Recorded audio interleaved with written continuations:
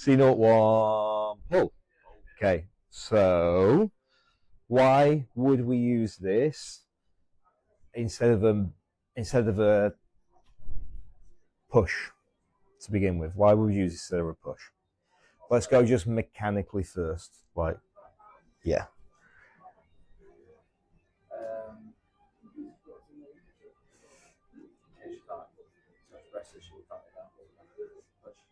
Okay, so too much pressure tissue. Unless they're out here. Fair enough, maybe. Not the answer I was looking for. What else? Yeah. Yeah, go for it. What else?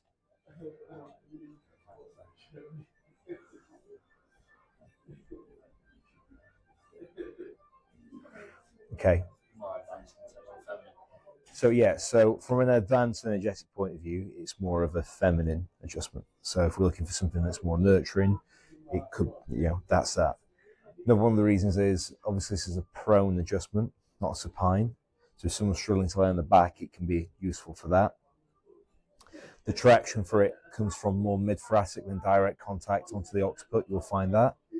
So it's something that can feel for some people a little bit more not as direct. So if you've got, say, like really acute suboccipitals and they're tender to grab onto, then this could be a decent option without wanting to go into like a sit-in lift. Because if we use sit-in, what that adds in gravity, it's another layer of proprioception, which is a different thing completely than just a standard lift. But another reason for this is it also brings in, and I feel this more personally, it's one of the reasons I don't tend to use it as much. It tends to bring in more lateral flexion. And you'll find that from the hand position that we're going to create as a support hand. If you don't get it bang on and we don't move as a unit, you will create more lateral flexion. So it's a recumbent lift, as in it's relaxed without gravity, but it can be used to bring in more lateral flexion.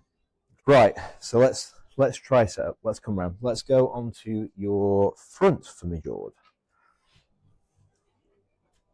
Okay.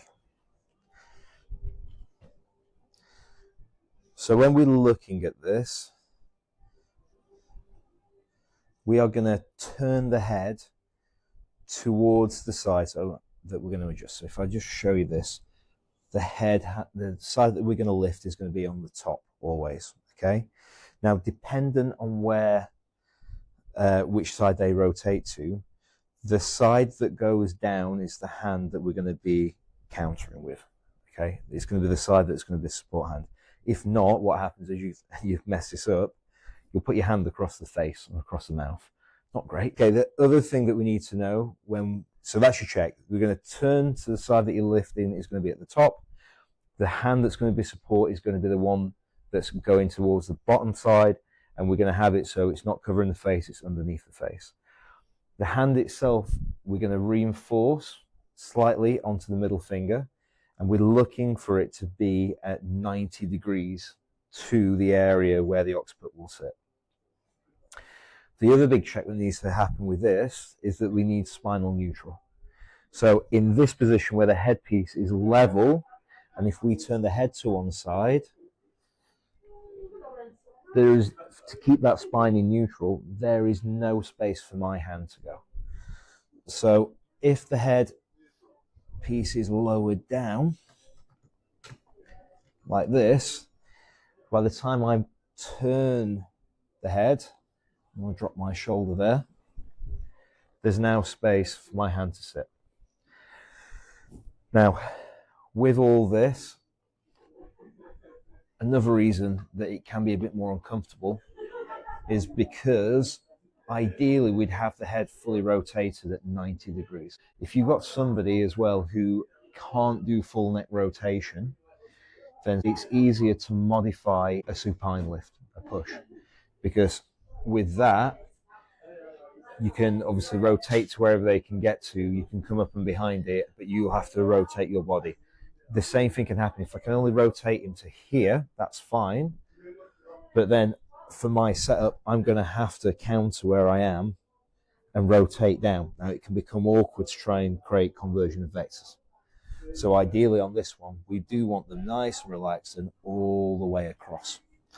Now, I'm supporting with the back here.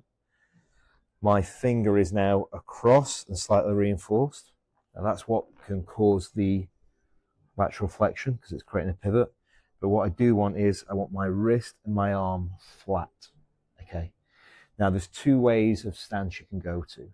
You can, if you wanted to, sit back into ski stance, and this allows you, as we get into the second position, when we get into contact, to actually draw back. Okay. Personally, because it's a pull, I like to go more into a fences. That means I can straddle the front leg round and I can be closer to where I'm going to pull to. You're comfortable there? Should I swap sides? You all right? No, I'm all good. Okay, cool. So my arm down, or my shoulder back. I'm going to be pulling up, so I need to activate into the lower trap and into the rhomboid. So I don't want my head down. You find my head's going down, we're putting contraction into the pecs, and that, because they're working in pairs, will inhibit the ability for me to pull back. So whenever we're doing a pull, we need to be head up. We're going to draw in a straight line from the center of the spinous processes down towards us. Okay? Now we are actually going to be contacting, instead of with the hand onto the occipital ridge, but you're going to be contacting onto the forearm. So the tension is going to start from here. I'm going to bring my body position, so I'm going to be pulling straight back. If I'm too central here, now as I create traction and pull, my arm's going to get out of the way, and we actually create a vector going that way. So I need to be slightly to one side. By coming slightly to one side as well, it allows my shoulder to drop and my hand to be in that placement. So there I am. Contact is across here, across just under the zygomatic arch, across to the back. My arm's down, my head's up. My arm's going to come in. I'm going to start mid-thoracic. It's onto that onto my medial epicondylitis is where I'm going to sit. I need to make sure my rotation's there. I'm going to bring my head up, contract back into my rhomboids. I'm going to pull traction. And as I'm pulling back, George, you can feel that both my hands take tension like this. If I don't take tension with the bottom hand, all that will happen more is that this stays still, and I'll create traction and the head will go laterally over the contact. So I'm going to try and limit that. Shoulder down. So here, draw, there it is. And then that is my setup place. You can be nice and relaxed. We're going to look at the breath that we need. So is it neutral? Is it in? Is it out? That's going to be advance. And then when we're ready, just there, we can impulse back. There. Again, we're not pulling the skull off the shoulders. We're not going all the way back. You're taking it to the point where the elastic tension is starting to come in, and then we're impulsing there. So let's go through it.